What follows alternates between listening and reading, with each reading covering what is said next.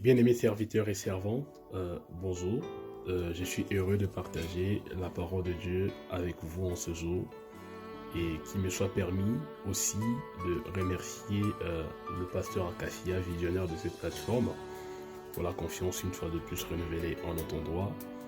Les temps étant impartis, j'aimerais nous inviter à faire une courte prière et elle sera suivie de lecture et puis nous allons ensemble passer à l'exhortation de ce jour. Prions. Père, nous te rendons grâce pour ce temps, nous le recommandons à ta grâce et nous prions que l'Esprit de Dieu nous inspire et que par-dessus tout, tu atteignes les objectifs qui t'étaient assignés au nom de Jésus. Amen.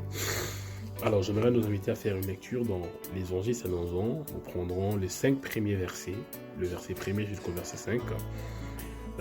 3 jours après, il eut des noces à Cana en Galilée. La mère de Jésus était là. Et Jésus fut aussi invité aux noces avec ses disciples. Le vin ayant manqué, la mère de Jésus lui dit, « Ils n'ont plus de vin. » Jésus lui répondit, « Femme, qu'y a-t-il entre moi et toi? Mon heure n'est pas encore venue. » Le verset 5 enfin.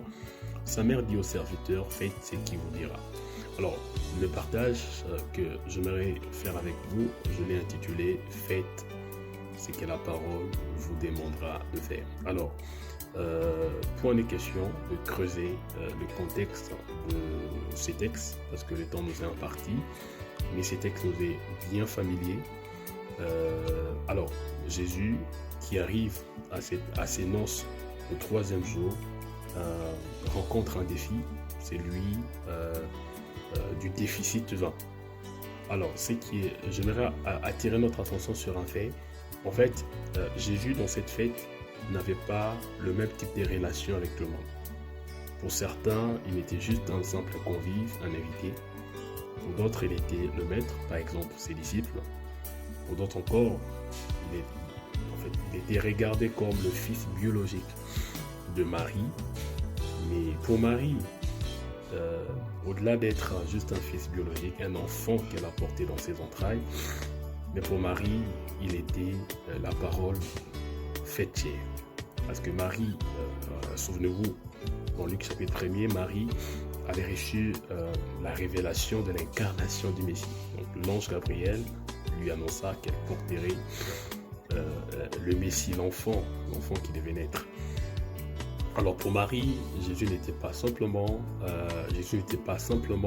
un enfant biologique, mais il était la parole de Dieu. Alors lorsqu'il leur demandait de faire ce que Jésus leur dirait de faire, elle voulait dire implicitement, faites ce que la parole vous demandera de faire. Alors j'aimerais juste ouvrir une parenthèse, que la parole, elle ne change pas, mais la parole peut changer l'eau en vin. En fait, le miracle qu'ils attendaient par rapport au challenge, au défi, était contenu dans la parole. J'ai un autre exemple qui me revient, qui répondit, Luc chapitre 5, Jésus qui trouve Simon-Pierre en train de pêcher toute la nuit sans avoir de poisson. Il se sert de sa barque pour enseigner et puis ensuite, il lui demandera d'aller dans les eaux profondes et de jeter le filet. Et Pierre va dire ce qui suit, sur ta parole, je jetterai le filet. En fait, Pierre s'était souvenu au commencement, Dieu parla aux eaux pour que les eaux produisent des poissons.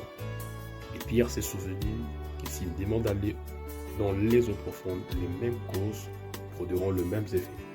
C'est-à-dire que Jésus parla aux eaux pour que les eaux produisent le poisson.